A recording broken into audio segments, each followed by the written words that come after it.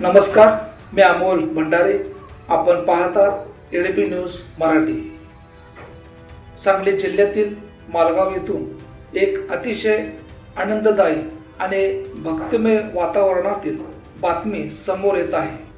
आषाढी एकादशीच्या पावन पर्वावर मालगावमधील चिमुकल्या वारकऱ्यांनी आपल्या टाळ मृदुंगाच्या गजागुलालात संपूर्ण गाव विठू माऊलीच्या भक्तीत चिंब भिजवून टाकले.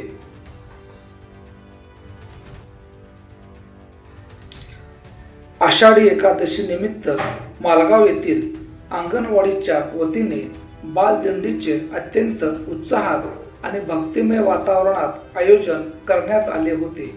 या दिंडीमध्ये लहान लहान मुलांनी विठ्ठल रुक्मिणी वारकरी आणि माऊलींचा सुंदर पेहराव केला होता. हा सोहळा यशस्वी करण्यासाठी मालगावमधील सर्व अंगणवाडी क्रमांक 160, 161, 154, 156 मधील सेविका आणि मदतनीस ताई मोठ्या संख्येने उपस्थित होत्या. मुलांवर लहान वयातच आपल्या संस्कृतीचे आणि परंपरेचे संस्कार व्हावेत या उद्देशाने त्यांनी या दिंडीचे नियोजन अत्यंत उत्तम प्रकारे केले. मालगावच्या गल्लीबळातून निघालेल्या या बालदिंडीचे ग्रामस्थांनी ठिकठिकाणी स्वागत केले आणि चिमुकल्या वारकऱ्यांचे कौतुक केले.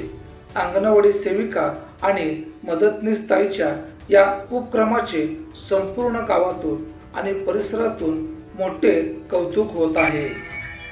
नमस्कार, मी निर्मला शांतीनाथ चौगुले, अंगणवाडी सेविका मालगाव.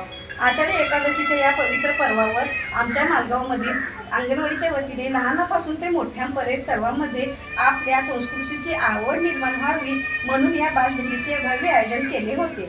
यामध्ये आपल्या चिमुकल्या बालकांनी वारकऱ्यांचा विठ्ठल रुक्मिणीचा सुंदर पोशाख परिधान केला होता. आमच्या सर्व अंगणवाडी सेविका फातिमा मुलांनी, सुनंदा जगते, काशीबाई नाईक, निर्मला चौगुले, त्याचप्रमाणे मदतनीस सुनंदा सूर्यवंशी, सुरेखा माळी, पल्लवी भंडारे, हिना शेख या मदतनीस ताईंनी मिळून हा सोहळा अत्यंत उत्साहात पार पाडला. त्याचप्रमाणे ही दिंडी संत सेना महाराज मंदिराच्या आवारात नेण्यात आली. दिंडीचे मोठ्या उत्साहात स्वागत केले, मुलांना खाऊ दिले व वहीचे वाटप यांच्याकडून करण्यात आले. त्यानंतर अंगणवाडी कर्मचाऱ्यांना आरतीचा मान देखील दिला. अंगणवाडी सर्व कर्मचाऱ्यांनी मिळून त्यांचे आभार मानण्यात आले.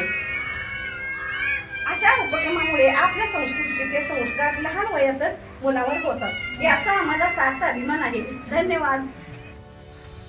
मालगाव आणि परिसरातील अशाच ताज्या आणि नवीन बातम्यांसाठी पाहत रहा एडीपी न्यूज मराठी, सांगली.